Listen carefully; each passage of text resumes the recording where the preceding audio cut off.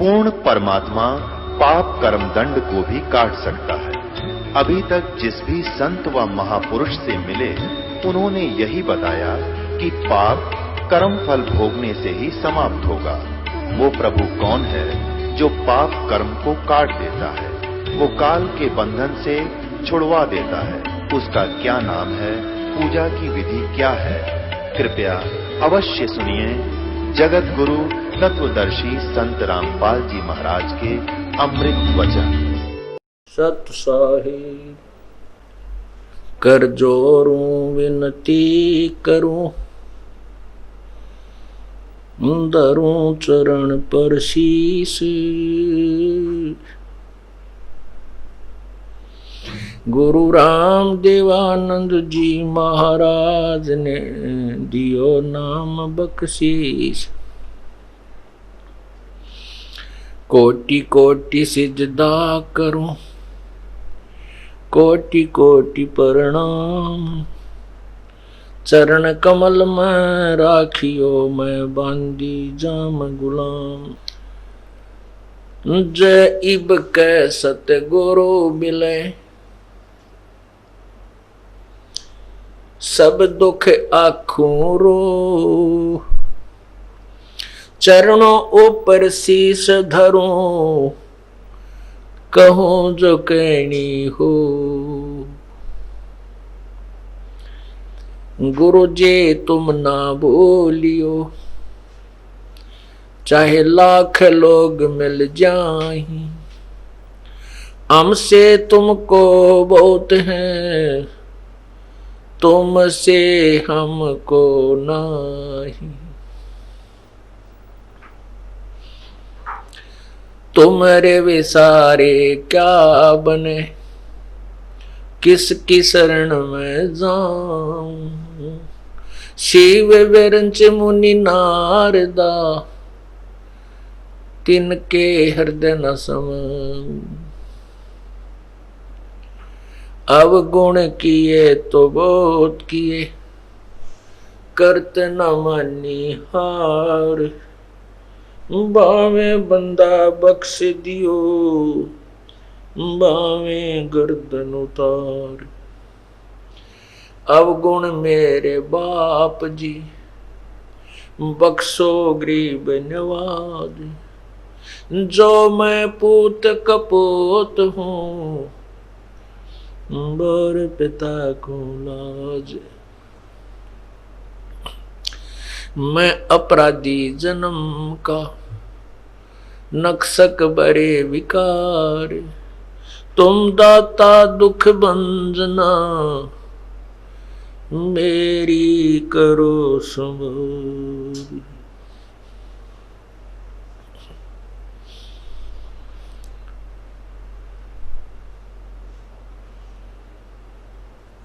गुरु बड़े गोबिंद से, गुरु बड़े गोबिंद से मन में देख विचार।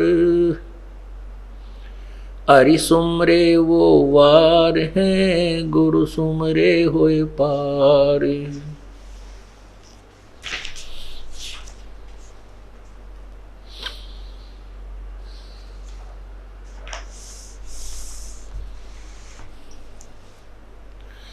गुरु गोबिंद दोनों खड़े, काके लागू पाए।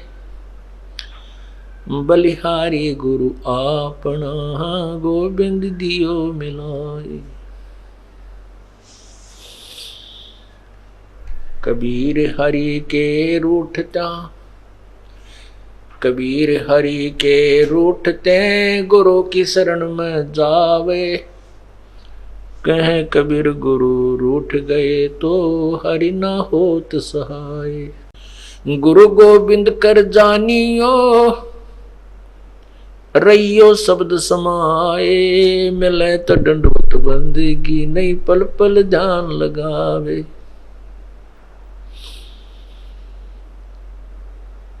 गुरु को मानुष जोग ने, करे चरणामृत को पान। ते नर नरक जावेंगे, हे यज्ञ युगन हो स्वान।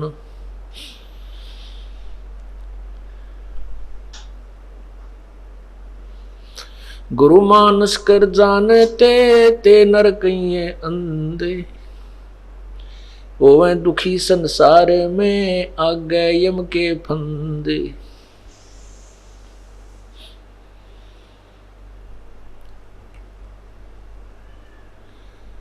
गुरु बिन माला फेरते, गुरु बिन देते दान, गुरु बिन दोनों निष्फल हैं, पूछो वेद पुराण।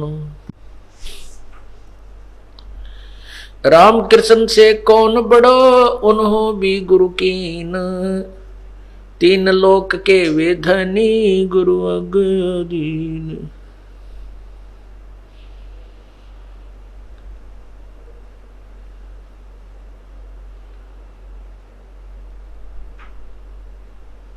परम पिता परमात्मा सारी सृष्टि के रचनहार, कुल मालिक, पूर्ण ब्रह्म,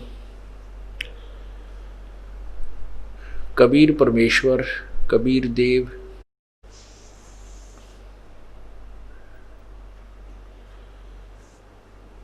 हम कालजाल में फंसी हुई अनजान आत्माओं को अपने निज घर की खबर देने के लिए, सतलोक की जानकारी, सतलोक का ज्ञान कराने के लिए वे स्वयं ही प्रकट होते हैं। अपने द्वारा रची हुई सृष्टि की जानकारी, उसका पूर्ण रूप से ज्ञान वो स्वयं ही प्रदान करता है, परमात्मा ही कर सकता है। जैसे गीता जी अध्याय नंबर 10 श्लोक नंबर 2 में कहा है, गीता ज्ञानदाता अर्थात ये ब्रह्म काल कह रहा है कि मेरे जन्म को न ऋषिजन जानते हैं न देवता जानते हैं, क्योंकि ये मेरे से ही उत्पन्न हुए हैं। देवताओं में ब्रह्मा विष्णु महेश भी आ जाते हैं। ये तीनों देवता भी कहलाते हैं, त्रिदेव भी कहलाते हैं। और ऋषि जन कहते हैं न कोई ऋषि जानता है मेरे जन्म के विषय में, और न ही ये देवता जानते हैं, ब्रह्मा विष्णु महेश भी नहीं जानते, क्योंकि ये मेरे से उत्पन्न हुए हैं। इससे सिद्ध हुआ कि इस गीता ज्ञान दाता का जन्म तो होता है, लेकिन उसके पुत्र नहीं बता सकते। जैसे पिता के जन्म के विषय में संतान नहीं बता सकती, दादाजी बता सकते हैं, उसके पिताजी बता सकते हैं। पिता के पिता अर्थात दादाजी बता सकते हैं, क्योंकि पिताजी का जन्म दादाजी से हुआ है। ठीक इसी प्रकार सृष्टि की रचना के विषय में पूर्ण परमात्मा ने ही स्वयं आकर बताया है। उसी से ब्रह्म की उत्पत्ति हुई है। परमात्मा पूर्ण ब्रह्म ने ही इस काल भगवान की शब्द से अंडे में उत्पत्ति की, जन्म इसका हुआ। उसके बाद इसी काल से और दुर्गा के संयोग से तीनों देवता और अन्य देव ऋषि फिर उत्पन्न हुए। जैसा कि आपने पहले सत्संगों में सुना,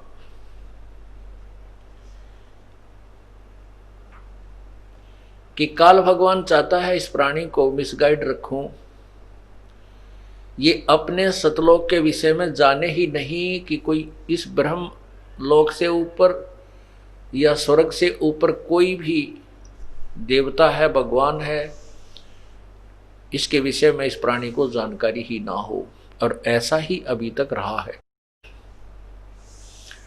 जैसे आपने रामानंद जी से हुई चर्चा में परमात्मा कबीर जी से जो चर्चा हुई थी, रामानंद जी ने कहा था कि 4 वेद और 6 शास्त्र में, रामानंद जी कह रहा है, हमें तो यही सुना है, यही पढ़ा है कि इस स्वर्ग से ऊपर कोई स्थान नहीं है और ब्रह्मा विष्णु महेश से अन्य कोई देवता नहीं है, कोई परमात्मा नहीं है।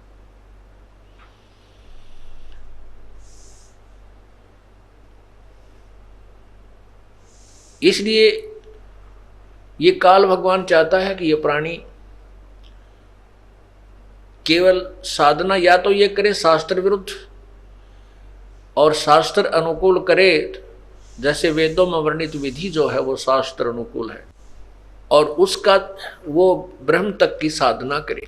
और अभी तक हमें केवल ब्रह्म ही बताने वाले, ब्रह्म तक का ज्ञान देने वाले ही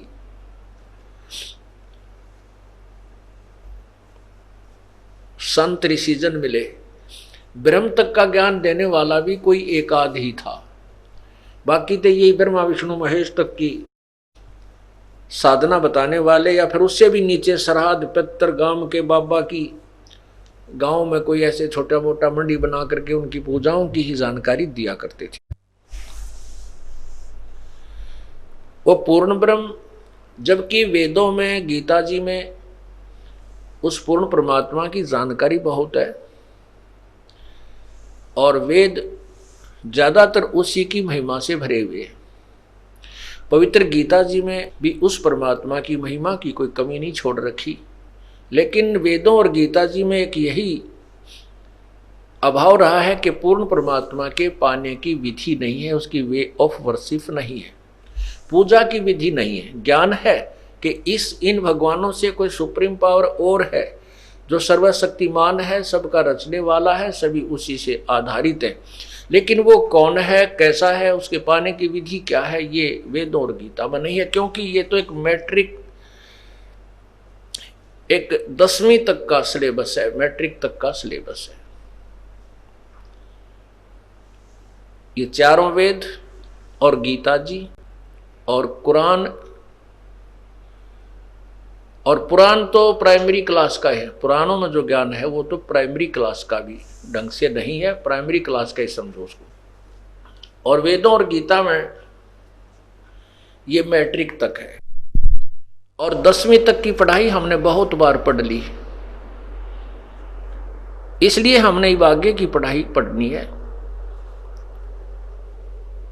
जैसे गीता जी अध्याय नंबर 7 के श्लोक 19 में कहा है कि बहुनाम जन्मानाम अन्ते ज्ञानवान माम प्रपद्ये। बहुत बहुत जन्मों के किसी अंत के जन्म में कोई ज्ञानी पुरुष, ज्ञानवान, जैसे गीता जी अध्याय नंबर 7 के श्लोक 16 और 17 में स्पष्ट किया है कि 4 प्रकार के श्रद्धालु मेरी साधना करते हैं, एक जिज्ञासु, एक आर्थ, एक अर्थार्थी और एक ज्ञानी। इनमें से जो ज्ञानी है वो मुझे पसंद है और ज्ञानी को मैं पसंद हूँ। अर्थात वो जो ज्ञानी आत्मा है उनको पता चल चुका है कि परमात्मा की साधना के बिना ये जीवन व्यर्थ है, और उनको ये भी ज्ञान हो चुका है कि अन्य देवताओं की पूजा से मोक्ष नहीं होता, केवल एक ही पूर्ण परमात्मा की भक्ति से ही मोक्ष होता है। लेकिन उन ऋषियों को तत्वदर्शी संत ना मिलने के कारण भी उन्होंने अपने ही आप निष्कर्ष निकाल लिया कि ओम मंत्र पूर्ण परमात्मा का है और ब्रह्म ही सुप्रीम पावर है।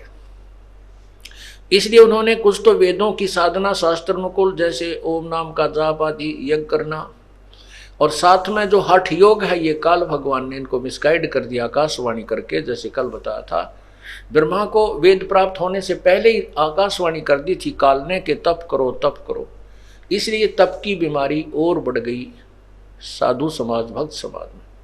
जबकि ये वेदों में और गीता में इसको शास्त्र विरुद्ध और हठ योग और इसके करने वाले राक्षस लोग लिखा है, हठ योग तप करने वालों।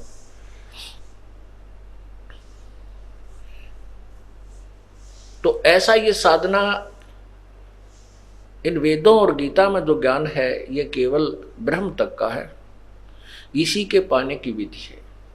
और ये चौथे अध्याय के 5वें श्लोक में गीता ज्ञानदाता कहता, अर्जुन तेरे और मेरे बहुत जन्म हो चुके हैं, तू नहीं जानता मैं जानता हूं। इससे सिद्ध है कि ब्रह्म की साधना करने वाले भी जन्म मृत्यु के अंदर रहेंगे और ये ब्रह्म भी जन्म और मृत्यु में है, अर्थात ये भी नाशवान है, इसका भी जन्म मृत्यु का रोग कटा नहीं है और न ही इसके साधकों का कट सकता। गीता जी अध्याय नंबर 2 श्लोक 12 में स्पष्ट किया कि अर्जुन, ये सामने जो खड़े योद्धाजन, ये सैनिक, तू और मैं पहले भी थे, आगे भी होंगे। ये मत सोच के हम वर्तमान में ही और पहले और आगे ना होंगे, पहले नहीं थे। अर्थात तेरी और मेरी जन्म मृत्यु होती रहेगी। दूसरे अध्याय के 17वें श्लोक में कहा कि अविनाशी तो उसको जान जिससे सारा सब सर्व ब्रह्मांड व्यापक है, जिसने सारे ब्रह्मांडों की रचना की और जो सबका संचालक है, उसके मारने में कोई भी समर्थ नहीं है। इसलिए गीता जी अध्याय नंबर 18 के श्लोक 62 में कहा कि हे अर्जुन, सर्वभाव से, अनन्य मन से, अव्यभिचारिणी भक्ति से उस परमेश्वर की शरण में जा जिसकी कृपा से तू परम शांति और शाश्वत स्थान को प्राप्त होगा। उसके बारे में कहता है किस तत्वदर्शी संत की तलाश कर, वो बताएंगे, मैं उसके पाने की विधि से अपरिचित हूं।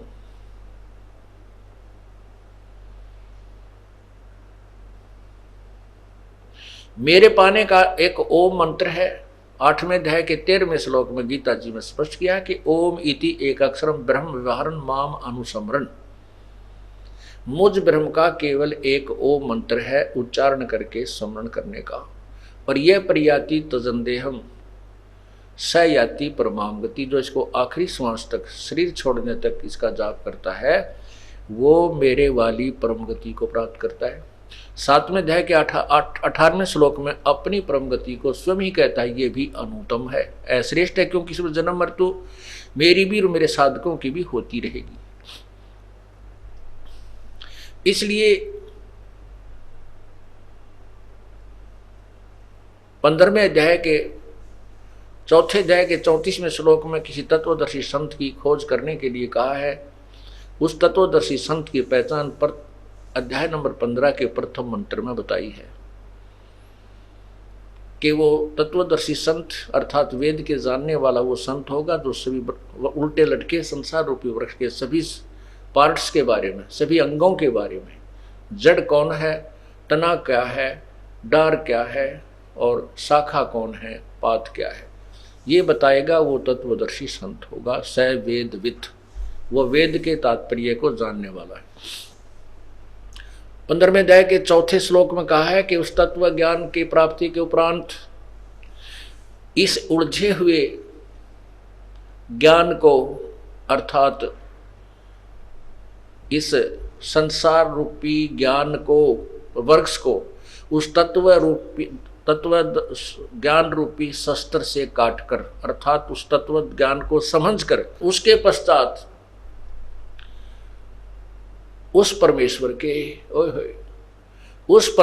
के परम पद की खोज करनी चाहिए, जहां जाने के बाद साधक फिर कभी जन्म मृत्यु में नहीं आते, कभी लौटकर संसार में नहीं आते, और जिससे ये संसार रूपी वृक्ष की प्रवृत्ति विस्तार को प्राप्त हुई, अर्थात जिसने सब ब्रह्मांडों की रचना की है। और गीता ज्ञानदाता कहता है मैं भी उसी की शरण में हूं, इसलिए पूर्ण श्रद्धा के साथ उसी की साधना करनी चाहिए। गीता अध्याय नंबर 18 के श्लोक 64 में कहा है कि अर्जुन, तुझे सब वेदों से भी एक और गुप्त भेद बताता हूं कि वही परमात्मा, वो तत्व ब्रह्म, वो परम अक्षर ब्रह्म, जिसके विषय में 18वें अध्याय के 62वें श्लोक में जिसकी शरण में जाने को मैंने कहा है, वो मेरा भी पूज्य देव है, मेरा भी इष्ट है। तो इससे सिद्ध हुआ कि गीता और वेद गलत नहीं है। इनको जिन्होंने समझा वो विद्वान नहीं थे, नहीं समझा वो विद्वान नहीं थे, अविद्वान थे, जो वेदों को और गीता को नहीं समझ सके। जैसे महर्षि दानंद जी वेदों को एक श्रेष्ठ और सत्य शास्त्र मानते हैं। उनकी अपनी सोच है, उनकी अपने कथन है कि वेदों के विरुद्ध अगर किसी की भी टिप्पणी है, कोई विवेचन है, वो मान्य नहीं। और वो खुद कहते हैं परमात्मा निराकार है, और वेद कहते हैं, यजुर्वेद अध्याय नंबर 5 के मंत्र 1 में 2 बार प्रमाण किया है परमात्मा से शरीर है, और उस परमात्मा का सबके पालन करने के लिए अर्थात सबकी संभाल करने के लिए भी एक और अन्य शरीर है जिसमें वो अतिथि रूप में प्रकट होता है। अतिथि का अर्थ होता है जिसके आने की कोई तिथि पूर्व निर्धारित ना हो, अतिथि मेहमान रूप में आता है। विश्व कहते हैं अग्नि तनुरसी, यजुर्वेद अध्याय नंबर 5 के श्लोक मंत्र 1 में लिखा अग्ने तनुरसी विष्णुवे तवा सोमस्य तनुरसी, 2 बार गवाही दे रखी है। अग्नि माने परमेश्वर, हे परमेश्वर आप, तनु माने शरीर, सह शरीर असी माने हैं, आप सह शरीर हैं अर्थात आप साकार हैं। अग्नि शब्द भगवान के लिए इसलिए प्रयोग किया है कि उसका शरीर नूरी है, तेज पुंज युक्त है, बहुत तेजों में है। फिर विष्णुवे तवा सोमस्य तनुरसी, तवा माने उस, विष्णुवे माने सबके पालन करने के लिए, तवा माने उस, सोमस्य माने अमर पुरुष का, तनु माने शरीर, असी माने है सबके पालन करने के लिए अर्थात सबकी संभाल करने के लिए भी वो परमात्मा अन्य शरीर धारण करता है और वो फिर यहाँ अतिथि रूप में आता है और सबको सत्य ज्ञान रूपी भक्ति से समृद्ध करता है। और वही अतिथि रूप में आया भगवान पूजा करने योग्य है। ये यजुर्वेद के अध्याय नंबर 5 के मंत्र नंबर 1 में कति स्पष्ट किया है। ये देखिए, तो इससे सिद्ध होता है कि महर्षि दयानंद जो है विद्वान नहीं थे, ये केवल एक भाषा को जानते थे, वो भी संस्कृत। और ऐसा ही पांडा ये था जैसे और पांडे बैक आगे हमारे को, ये चतुर पांडा था, इसलिए ये अब जाके पकड़ा गया है। अभी तक ये पकड़ में नहीं आया था, अब पकड़ा गया। ये सबसे अविद्वान था, इसको तो एबीसी का भी ज्ञान नहीं था, ना समाज के बारे में, ना कोई व्यवहारिक ज्ञान था। अब देखिएगा यजुर्वेद, और ये महर्षि दान सरस्वती द्वारा इसका अनुवाद है। इसमें ज्ञान का अड़ंगा कर रखा है इसने, अपनी उस अधूरी सोच को ऊपर रखने के लिए कि परमात्मा निराकार है, इस यथार्थ अनुवाद नहीं किया। ये देखिएगा कहाँ से प्रकाशित है। प्रकाशक है सार्वदेशिक आर्य प्रतिनिधि सभा 2/5 महर्षि दान भवन, रामलीला मैदान, नई दिल्ली। इसमें देखिएगा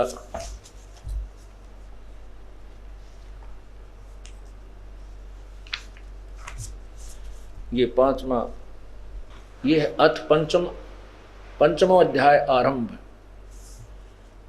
और यहां देखिए ये प्रथम मंत्र है अग्ने तनुरसी, अग्ने तनुरसी विष्णुवे तवा सोमस्य तनुरसी। इसमें 2 बार स्पष्ट किया है अग्ने तनुरसी विष्णुवे तवा सोमस्य तनुरसी। आगे क्या लिखा है, ये है अग्ने तनुरसी विष्णुवे तवा सोमस्य तनुरसी विष्णुवे तवा अतिथे अतिथ्यम असि विष्णुवे तवा सेनाए तवा सोम भरते विष्णुवे तवा अग्नेय तवा राय पोस्ते विष्णुवे तवा। इसके विषय में है कि ये तो परमात्मा सह शरीर है और परमात्मा सह शरीर है और विष्णुवे उस सर्व, तवा माने उस सोमस्य माने अमर पुरुष का, विष्णुवे माने सबकी संभाल करने के लिए, पालन पोषण करने के लिए भी, तनुरसी माने शरीर है। विष्णुवे तवा अतिथे, उस पालन पोषण करने के लिए वो परमात्मा स्वयं जब अतिथि रूप में आता है तो अतिथ्यमसि, वह पूजा के योग्य है, उसी की पूजा करनी चाहिए। अब इन्होंने कैसा अड़ंगा किया है महर्षि जी ने, देखो अनुवाद इसका। ये अनुवाद है, हे मनुष्यो तुम लोग जैसे मैं जो हवि, अग्नि माने लिख दिया बिजली प्रसिद्ध रूप, अग्नि, अग्नि के शरीर के समान असी माने है। अब देखो तनु माने शरीर स्वयं स्वीकार कर रहे हैं स्वामी जी, असी माने है, ठीक हो गया। अब रह गया अग्नि, अग्नि माने ये लिखते हैं बिजली प्रसिद्ध रूप, जबकि अग्नि माने परमेश्वर होता है। इन्हीं के कर कमलों द्वारा ऋग्वेद मंडल नंबर प्रथम, इन्होंने जब प्रारंभ किया इसका अनुवाद करना, क्योंकि ऋग्वेद का केवल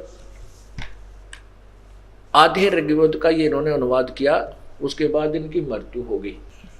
इसमें ये देखिएगा ऋग्वेद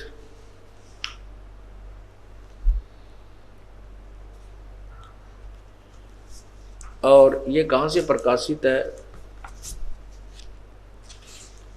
ये है सार्वदेशिक आर्य प्रतिनिधि सभा,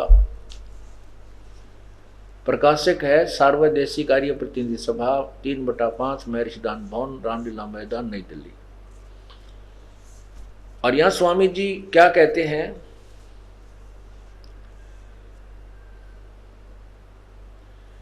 इसमें अग्नि शब्द से प्रारंभ होता है ऋग्वेद, अग्नि। और ये स्वयं कहते हैं कि अग्नि के 2 शब्द हैं। यहां अग्नि शब्द के 2 अर्थ करने में प्रमाण है। ये है कि इंद्र मित्रम, इस ऋग्वेद के मंत्र से जाना जाता है कि एक सद ब्रह्म के इंद्र आदि अनेक नाम हैं, तथा इस यजुर्वेद के मंत्र से भी अग्नि आदि नामों से सच्चिदानंद लक्षणों से ब्रह्म को जानना चाहिए। अग्नि माने, अग्नि का अर्थ ये ब्रह्म यानी भगवान ही जानना चाहिए, भगवान मानते हैं सुप्रीम पावर इत्यादि। सतपथ ब्राह्मणों के प्रमाणों से भी अग्नि शब्द ब्रह्म और आत्मा इन 2 अर्थों का वाची है। इस प्रमाण से भी अग्नि शब्द से प्रजा, प्रजा करके भौतिक, और प्रजापति शब्द से ईश्वर का ग्रहण होता है। इन प्रमाणों से सत्याचरण के नियमों का जो यथावत पालन करना है सो ही व्रत कहता है, और इस व्रत का पति परमेश्वर है। इसलिए इस ऋग्वेद के प्रमाण से ज्ञान वाले अर्थात तथा सर्वज्ञ प्रकाश करने वाले विशेषण से अग्नि शब्द करके ईश्वर का ग्रहण होता है। अग्नि माने अग्नि या अग्नि का अर्थ स्पष्ट करते हैं कि इसका अर्थ समझो परमात्मा है। और इन्होंने स्वयं ही इसी में ऋग्वेद में के प्रथम मंत्र के प्रथम मंडल के प्रथम ही अनुवाक में, प्रथम ही मंत्र में अनुवाक में 7-8 मंत्र हैं। इनमें जहां भी अग्नि शब्द है, अग्नि माने परमेश्वर किया। यहां देखिए, ये 2 नंबर पृष्ठ पे ऋग्वेद मंडल नंबर 1 सूक्त नंबर 1 का मंत्र नंबर ये 2 चल रहा है। इस कारण से अग्नि शब्द से ईश्वर, अग्नि शब्द से ईश्वर शब्द होता है। आगे देखो, ये 2 नंबर मंत्र में इसमें अग्नि, अग्नि ने वह परमेश्वर। आगे देखो, ये नंबर 3 मंत्र में, ये नंबर 3 मंत्र में ये देखो, अग्नि ना अच्छी प्रकार ईश्वर, अग्नि माने ईश्वर, अग्नि माने हे परमेश्वर, महर्षि दानंद जी के कर कमलों द्वारा। यहां देखिए,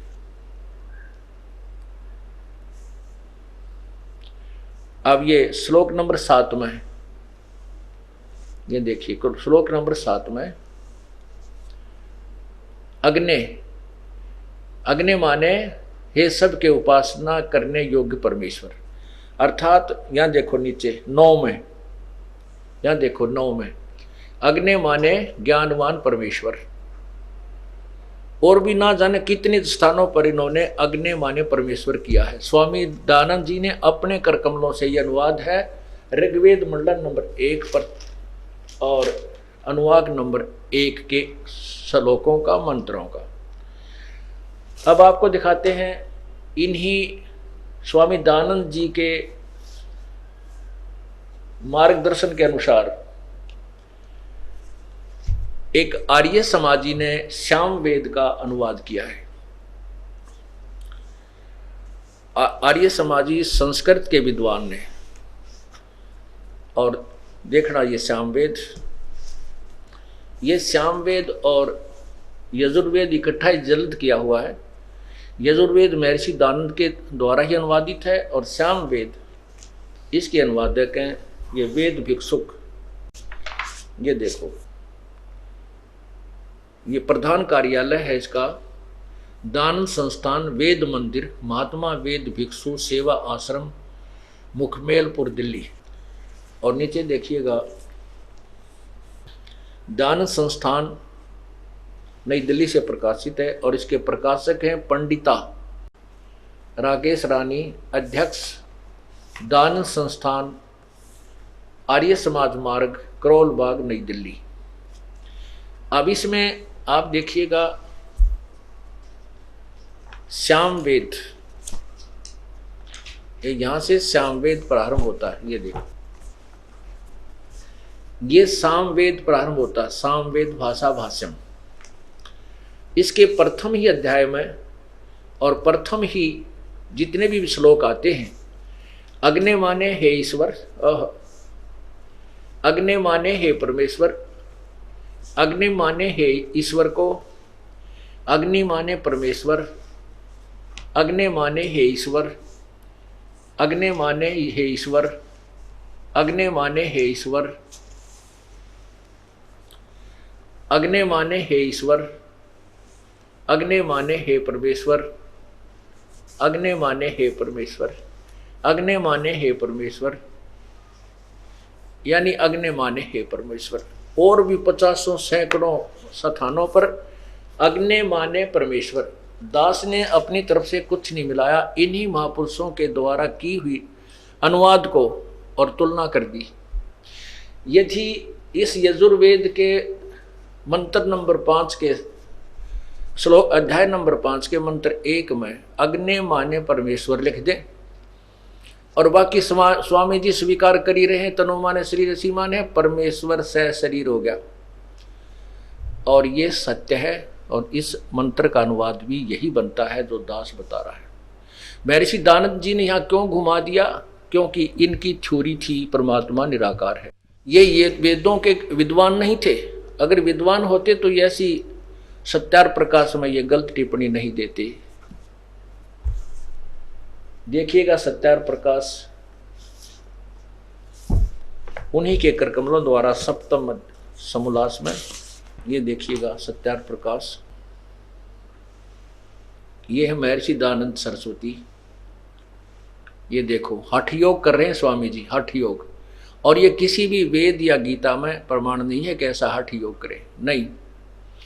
नाम उठत नाम बैठत नाम सोवत जागवे, नाम खाते नाम पीते नाम से लागवे। यजुर्वेद अध्याय नंबर 40 के मंत्र नंबर 15 में लिखा है कि ओम कर्तु समर कलवे समर और कर्तुम समर, अर्थात ओम नाम का जाप काम करते करते समन करो। ये देखो, ये है यजुर्वेद, ये वही यजुर्वेद है। और इसके अध्याय नंबर 40 का ये 44वां अध्याय, 40वां अध्याय है। इसमें देखो ये मंत्र नंबर 15, मंत्र नंबर 15 में संस्कृत देखिएगा। ओम कर्तो समर किलवे समर, किलवे समर और कर्तुम समर।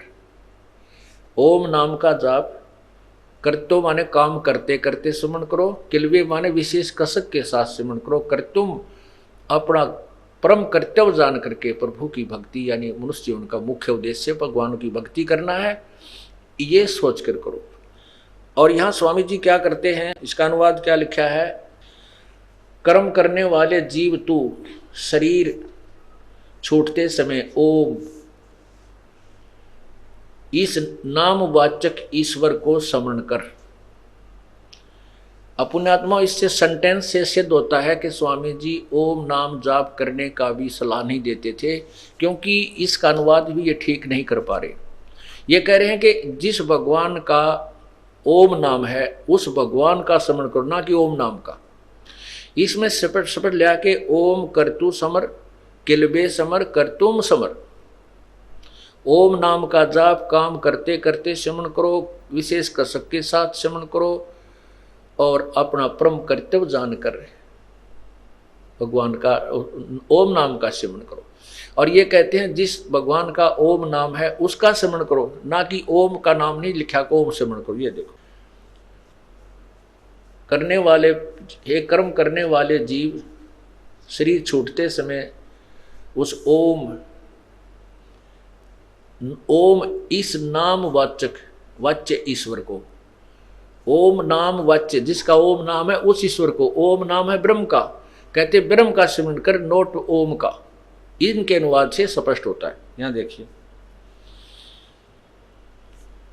समन कर किलवे अपने सामर्थ्य के लिए, पर महात्मा और अपने स्वरूप का समर समरण कर, तुम अपने किए समर, किए का समरण कर, इस तरह। अब ये इसमें स्पष्ट है, हठ योग नहीं करना है। और गीता जी के 16वें 17वें अध्याय में तो स्पष्ट किया है कि जो हठ योग करते हैं वो पिछले जन्म में भी हठी लोग थे, उनका किसी कारणवश मनुष्य जीवन भी मिल जाता है तो उसी स्वभाव से प्रभावित रहते हैं और वो अपने अपने जीवन का भी नाश करते हैं और जन संसार के विनाश करने के लिए उत्पन्न होते हैं, जनता का भी विनाश करने के लिए वो लोग उत्पन्न हुआ करते हैं। अब देखिएगा ये सत्यार्थ प्रकाश,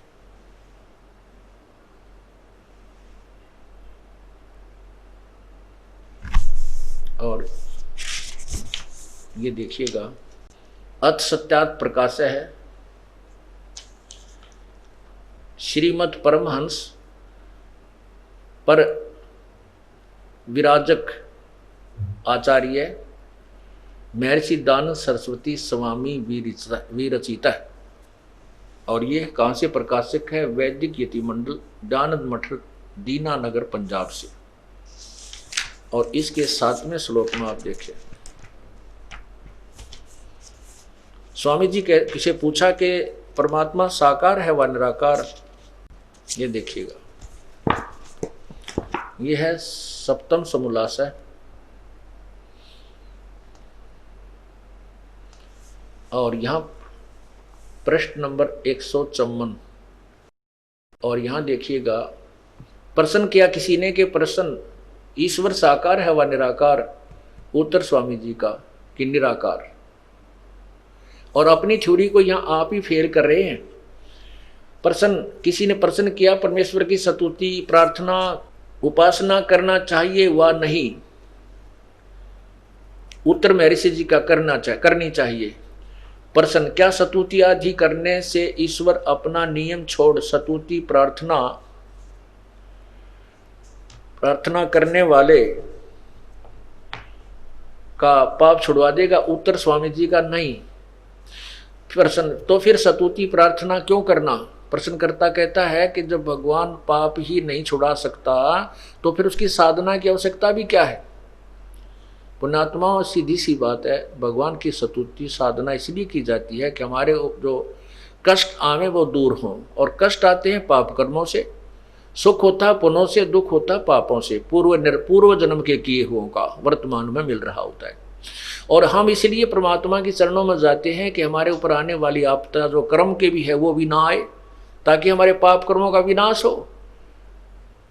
और यदि जैसा किया वो जो का तो भोगते ही रहे तो फिर भगवान की साधना की आवश्यकता ही समाप्त हो जाती है। हाँ, जहाँ तक इन लोगों को ज्ञान था, उस भगवान का नियम है कि जैसा कर्म करेगा वैसा ही फल मिलेगा। उस पूर्ण परमात्मा का विधान है कि उसकी साधना करने से पाप कर्म विनाश हो जाते हैं और पुण्य ही प्राप्त होते हैं। तो यहाँ ये कहते हैं कि नहीं, पाप नहीं कटेंगे। तो प्रश्नकर्ता कहता है फिर स्तुति प्रार्थना करने की फायदा क्या? तो फिर स्तुति प्रार्थना क्यों करना? उत्तर स्वामी जी कहते हैं उनके करने का फल अन्य ही है। क्या? प्रश्नकर्ता कहता है क्या है?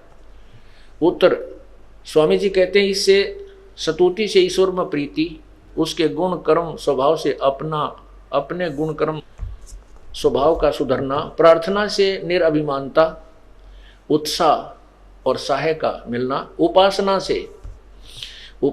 से परब्रह्म से मेल और उसका साक्षात्कार होना। मेल और साक्षात्कार, किसी से मिलना तो साकार के बिना निराकार से मिलेंगे क्या? कैसे? जब कोई निराकार है और सर्वव्यापक हो तो वह पहले ही मिला हुआ है, पहले ही हमारे से अभेद है। यदि वो परमात्मा निराकार है और उसको हम केवल सर्वव्यापक मानकर छोड़ देते हैं तो पहले ही मिला हुआ था। फिर उपासना से कैसे मिलन हुआ? उसका साक्षात्कार होना। साक्षात्कार दो साकार वस्तु को देखना ही साक्षात्कार है। तो यहां अपने ही सिद्धांत को अगले ही पृष्ठ पर फेल कर रहे हैं कि पहले पर कह रहे हैं भगवान निराकार है, इस पर कह रहे हैं उसका साक्षात्कार होता है। तो बुद्धिमान को संकेत ही बहुत होता है कि स्वामी दयानंद जी विद्वान नहीं थे, इनको किसी भी क्षेत्र का ज्ञान नहीं था, केवल एक संस्कृत भाषा जानते थे। बचपन ये ब्राह्मण थे और बचपन से इनका कर्म था यही कर्मकांड करना, और बचपन से ही वेदों का रट्टा लगाया करते थे। ये यजुर्वेदी ब्राह्मण थे, इनकी हिस्ट्री में लिखा है। दास एक भी शब्द बेप्रमाणित नहीं बोलता, ये तो आप अपनी पल्ला गांठ ला लियो, जो शब्द कहेगा वो बिल्कुल प्रमाणित होगी और इन्हीं के द्वारा इन्हीं की इतिहास में लिखा होगा। और बचपन से यजुर्वेद के इनका नियम था कि इनके कुल में यजुर्वेद को कंठस्थ याद करना होता था,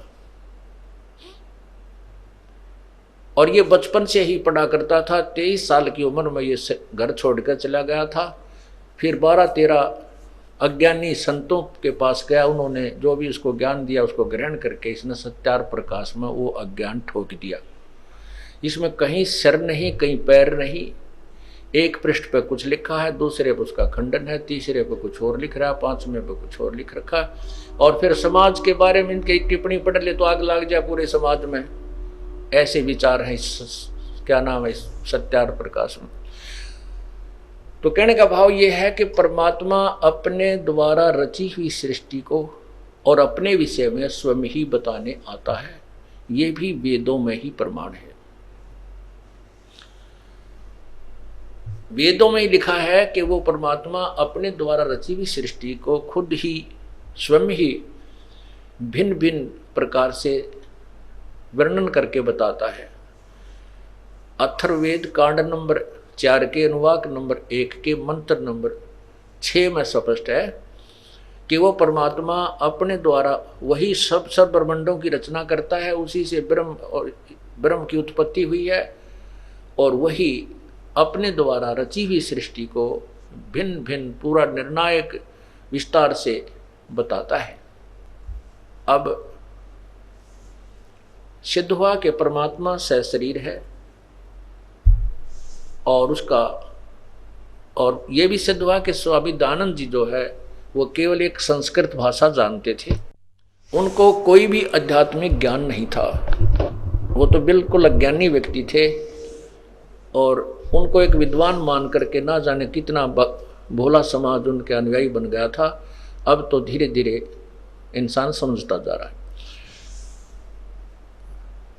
जो अपना अब सत्संग विषय चल रहा है कि काल भगवान ने अपने नकली दूत ये कलयुग ऋषि महर्षि बना करके भेज दिए, जनता को अपनी लतीफेदार कहानी सुना सुना कर शास्त्र विरुद्ध ज्ञान इनके अंदर भर दिया, ठोक दिया, और ये बेचारे लदे फिरे हैं उस अज्ञान से। और अब ये ज्ञान आ रहा है, तत्व ज्ञान सामने प्रकट हो रहा है, उन लोगों के पेट में दर्द हो रहा है जिनकी दुकानें बंद होने जा रही हैं, जो इन सत्यार्थ प्रकाश और वेदों को बेच के अब और गीता आदि पुराणों को बेच के अपनी रोजी रोटी खा रहे थे, बना रहे थे।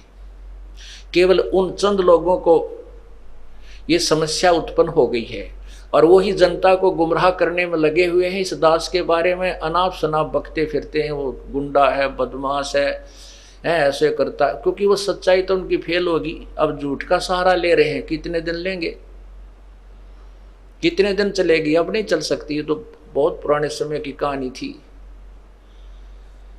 अब उन जो स्वार्थियों ने जो झूठ कपट समाचार पत्रों में, इलेक्ट्रॉनिक मीडिया में कैसी बकवास गढ़ी, और उसमें एक भी सिद्ध करके दिखा दो, एक भी जो समाचार पत्रों में या मीडिया ने जो बकवास करी है एक सिद्ध करके दिखा दो, हम ये संताइए छोड़ देंगे। तो कहने का भाव यह है कि सत्य को कोई दबा नहीं सकता।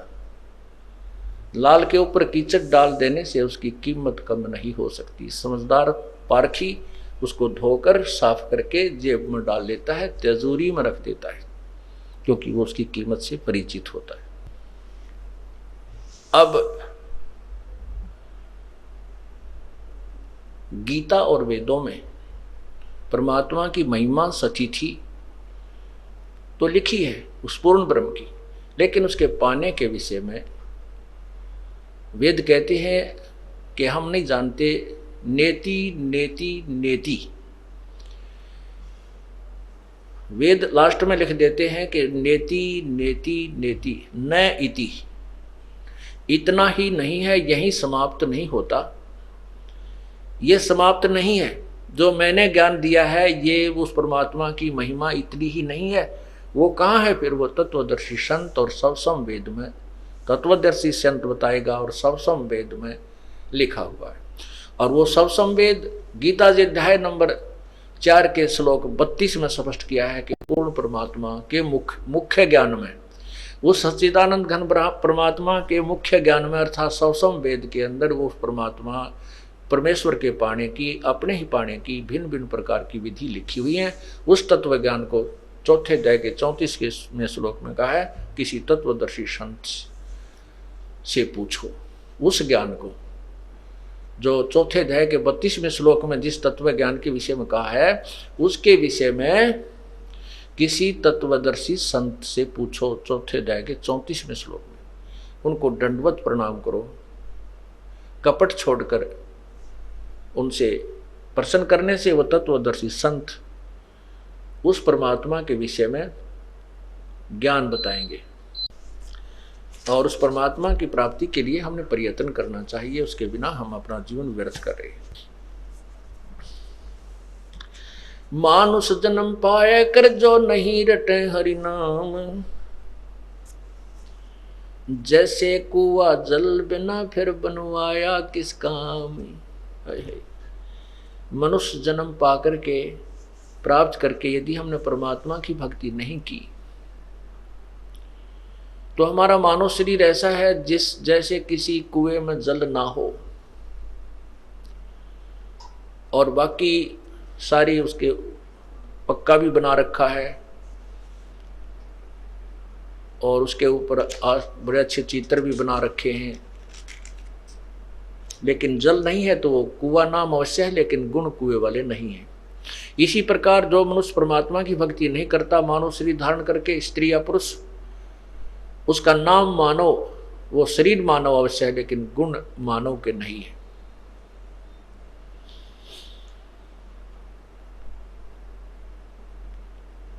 ग्रीव अरब खरब लग दर्व है, रपती कोट अनंत, नाहक जग में आई या जिन से न पूर्ण संत।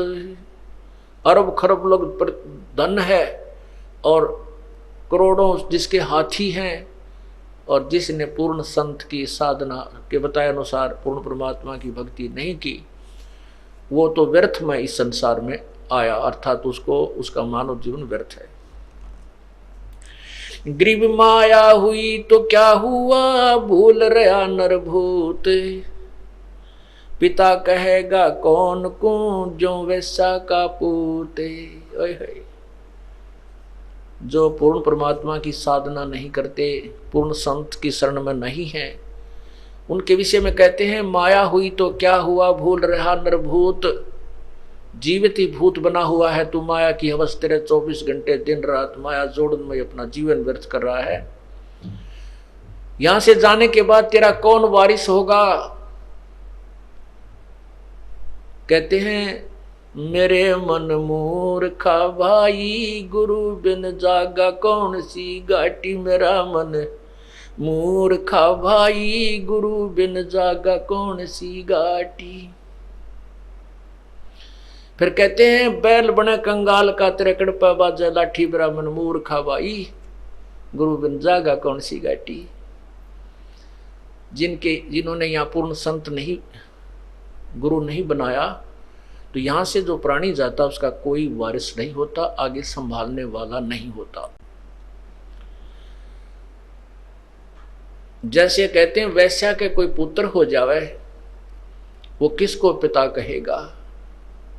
पुण्यात्माओं, ये बहुत गहरी बात कही है प्रभु ने अपनी वाणी में कि जिस प्रकार हम व्यभिचारिणी भक्ति कर रहे हैं, अव्यभिचारिणी भक्ति होती है केवल एक परमात्मा की साधना, अन्य भगवानों देवताओं की पूजा नहीं करनी चाहिए। तो कहते हैं जैसे व्यभिचारिणी औरत वैश्या होती है, उसके पुत्र हो जाता है तो किसको पिता कहेगा, कोई वारिस नहीं बनेगा। तो इसी प्रकार जिन्होंने पूर्ण संत और एक प्रभु की साधना नहीं की वो साधक भी, और जो साधना नहीं करते वो भी, चाहे कितने धनपति हैं, कितने उनके पास संपत्ति है और कितने ही वो माया में लीन है, कितनी माया उनके पास है, यहां से जाएंगे तो कहते हैं आगे जाकर उनका कोई ठिकाना नहीं। आगे गए ना बावड़े रहते भी सब जाही, बिन साहेब की बंदगी कहीं ठोर ठिकाना नहीं। जैसे मोती जैसा मोती ओस का ऐसी तेरी आवे, गरीबदास कर बंदगी भाई भौर ना ऐसा दाव, ऐसा दाव, ऐसा मौका, ऐसा चांस मनुष्य शरीर और फिर ये तत्व ज्ञान, और अब भी तुम पीछे रहोगे। कहते फिर परमात्मा ना संभाले तुमने कई हजारों वर्षों तक, हजारों युगों तक नहीं संभालेगा, क्योंकि आप रिजेक्ट कर दिए जाओगे कि इतना कुछ होने के बावजूद भी, और फिर अपनी अज्ञानता और अपने ही ज्ञान के ऊपर आधारित होकर के अपने आप ही चले, संत की एक भी नहीं मानी। क्यों कुछ दिनों के बाद परमात्मा इतना सुख दे देता है, यूं सोचा है बस मौज माजरी है और ऐसे ही होना था, नहीं, यही भूल समाप्त कर देना कि प्रभु के चरणों में आने के बाद जो आपने पुण्यदान किया है, ये हो सकता है आपका इस जीवन भी चल सके और एक दो जीवन और भी चल सकता है, इतना पुण्य हो जाता आपका। लेकिन जिस दिन से आप संत से विमुख हो जाते हैं उसी दिन आपका फुल स्टॉप हो जाता है। आप जो परमात्मा की मर्यादा को भंग कर देते हो, अपने मनमुखी शुरू हो जाते हो, उसी दिन से आपकी भक्ति पर फुल स्टॉप लग जाता है आगे की। जब तक आप पुनः उपदेश प्राप्त नहीं कर लेते, उपदेश प्राप्त कर लेने मात्र से भी नाम नहीं जुड़ जाता। परमात्मा कहते हैं इन बातों क्या पाइए कर सतगुर नजर निहाल, राजी कर सतगुर रूठे नू। ठीक है, कोई भक्त है पहले लगा हुआ है, फिर उसने बीच में बकवाद कर दी, दोबारा भी चौथा भी नाम ले जाता है। जब तक इस दास हृदय से उसको उपदेश नहीं देता तब तक उसका पुनर्नाम सब नहीं जुड़ पाएगा। ये मेरे बस की बात नहीं, ये परमात्मा की ही प्रेरणा अंदर से होती है। नाम अवश्य दे दिया जाता है क्योंकि हमारा स्वभाव है कि हो सकता है ये बालक फिर सुधर जाए, बच्चा भगवान का। तो इसलिए कहते हैं राजी कर सतगुरु रूठे नो, यानी अपने सतगुरु, मान ले आपसे गलती हो जाती है, सतगुरु क्यों रुष्ट होते हैं?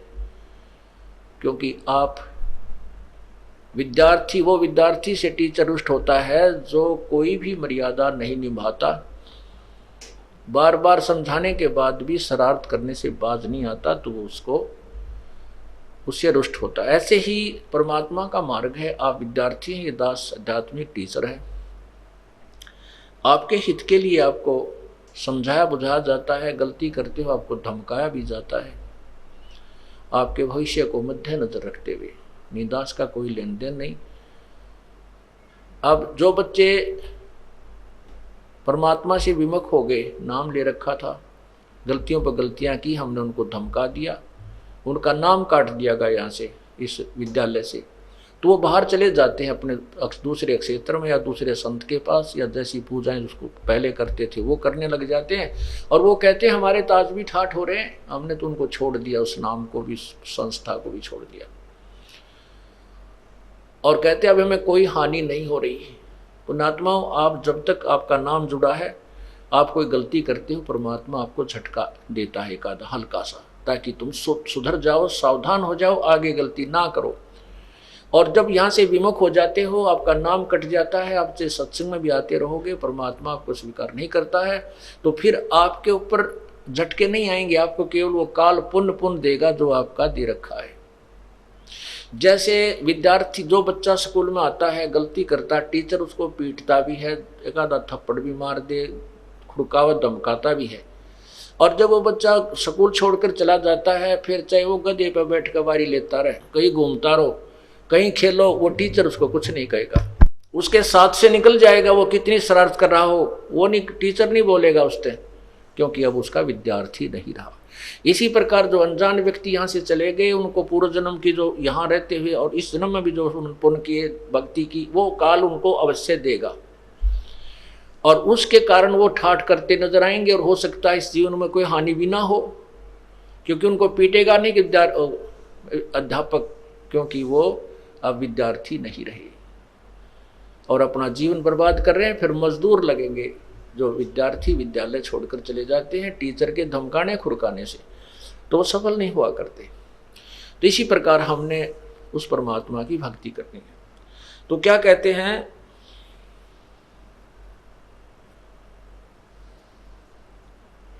माया हुई तो क्या हुआ, तू भूल रहा नरभूते, पिता कहेगा कौन को जो वैश्या का पूत। ग्रीब काया माया काल है, बिन साहेब के नाम, चेत सके तो चेतिए, बिन संतों नहीं ठाम।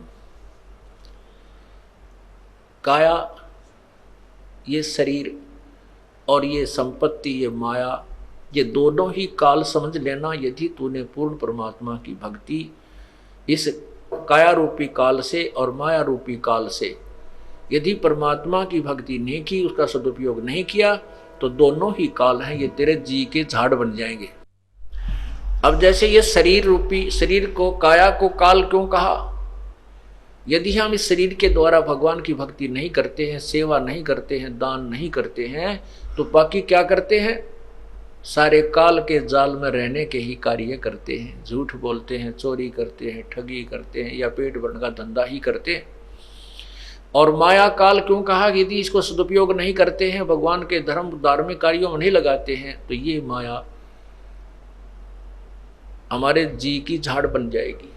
क्योंकि इस माया से हम संपत्ति गणी बनावांगे, मरते समय वह संपत्ति याद रहेगी, कदे बेटे खराब कर दें, ये बालक रह गए, कदे संभाल ना सकें, और वहीं जन्म हो जाएगा और उन्हीं का किताब बैल या कोई और पशु पक्षी बनकर वहीं घूमते रहेंगे।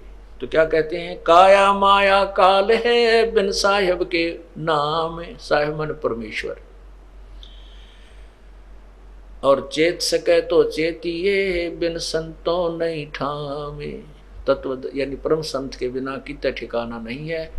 अगर चेत सके तो चेतना, समझना है तो समझ जाए इस संकेत को। योनि संकट मेटे हूं, जय बिसरे ना मोहे, और जिन संसारी चित्त धरी, नहीं छुड़ाऊं तो।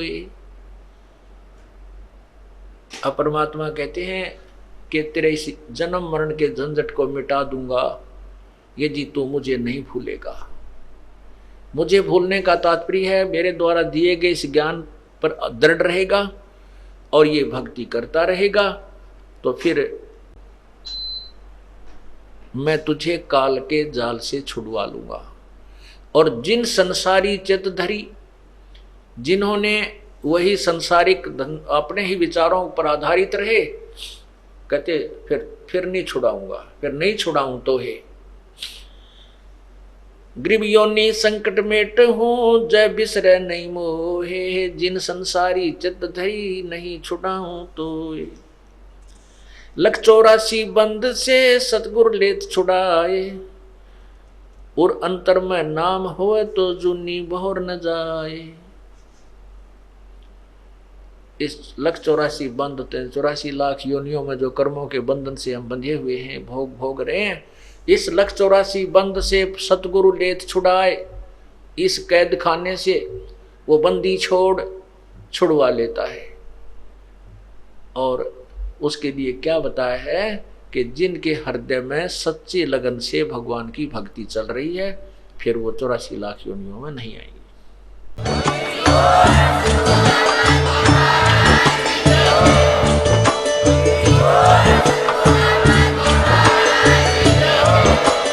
आप सुन रहे थे जगत गुरु तत्वदर्शी संत रामपाल जी महाराज जी के मंगल प्रवचन। अधिक जानकारी के लिए विजिट कीजिए हमारी वेबसाइट www.jagatgururampalji.org। संत रामपाल जी महाराज जी के शुभ आशीर्वाद से पूरे विश्व भर में 500 से भी ज्यादा नाम दीक्षा केंद्र हैं, जिन पर संत रामपाल जी महाराज जी द्वारा ऑनलाइन निशुल्क नाम दीक्षा दी जा रही है। अपने नजदीकी नाम दीक्षा केंद्र का पता करने के लिए संपर्क करें 8222880541।